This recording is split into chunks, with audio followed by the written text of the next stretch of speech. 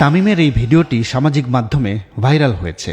পা হারিয়েও পা থাকার এমন অনুভূতি এখনও বয়ে চলেছেন অষ্টম শ্রেণীর এই শিক্ষার্থী।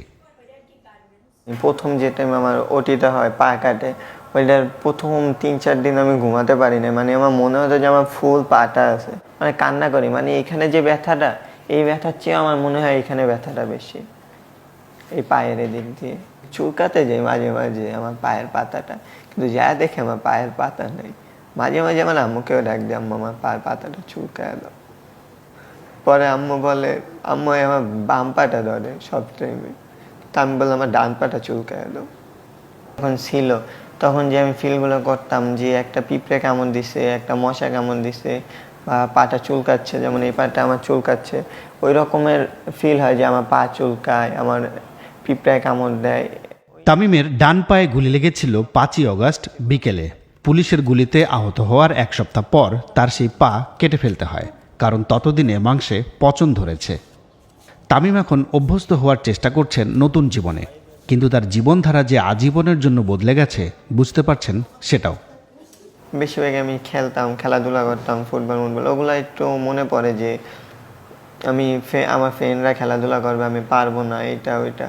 আবার এগুলো মনে করি, আবার আম্মু আমাকে একটু সান্ত্বনা দেয় যে তোর আঙ্কেলে তো বলছে যে তোর এমন পা লাগাই দিবে তুই খেলতে পারবি, এগুলো নিয়ে কান্না করিস না। তামিম থেকে এবার দৃষ্টি দেয়া যাক গাজীপুরের শাকিরের গল্পে। পেশায় পিকআপ ভ্যান চালক শাকিল অগাস্টের ছাত্র আন্দোলনে অংশ নিয়ে গুলি খেয়েছেন। মেরুদণ্ডের হাড়ে আটকে থাকা সেই বুলেট নিয়েই এখন জীবন মৃত্যুর হিসেব করছেন শাকিল।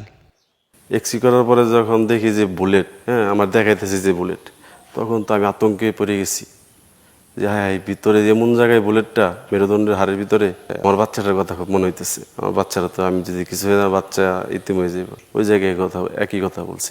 এটা বের করতে গেলে আপনি মারাও যেতে পারেন, বা অথবা আপনার মেরুদণ্ড পিছনের সাইড প্যারালাইজ হয়ে যেতে গেলে এটা ভালো বাহিরে কোনো চিকিৎসা লাগবে।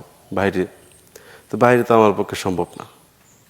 শরীরে বুলেট নিয়ে শাকিল ঠিকমতো হাঁটতে পারেন না, গাড়ি চালকের চাকরিও ছেড়েছেন।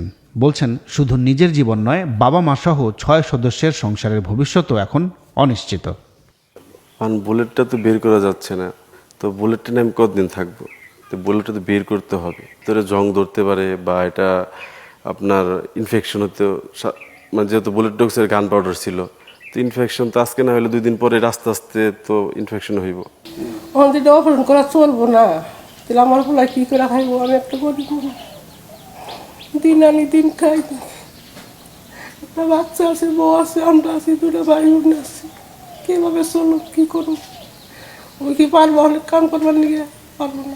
নোয়াখালীর আমজাদ যেন বেঁচে থেকেও মৃত, কারণ ছররা গুলি চোখে লেগে হারিয়েছেন দৃষ্টি। হঠাৎ করেই তার আলোর জীবন এখন পুরোটাই অন্ধকার। যাত্রাবাড়ির থানা চাঁদের থেকে ডাইরেক্ট পায়ে আঘাত করছে গুলি। পরে আমি ওই জায়গায় পড়ে গেছি। আমি ওদেরকে বারবার না করছি যে আর গুলি করতে না।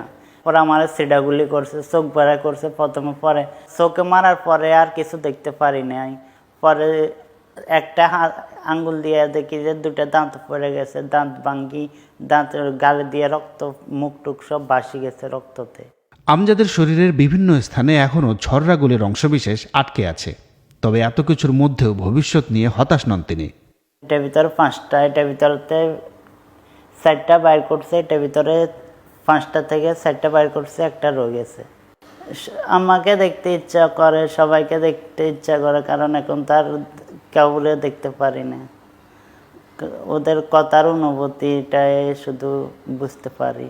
এখন তো আমার এই অবস্থা, আমার ছোট ভাই আছে, আমার বড় 2 ভাইয়েরও সংসার আছে। তো জানি না ভবিষ্যতে আমার দিনটা কিভাবে যাব, কি হবে।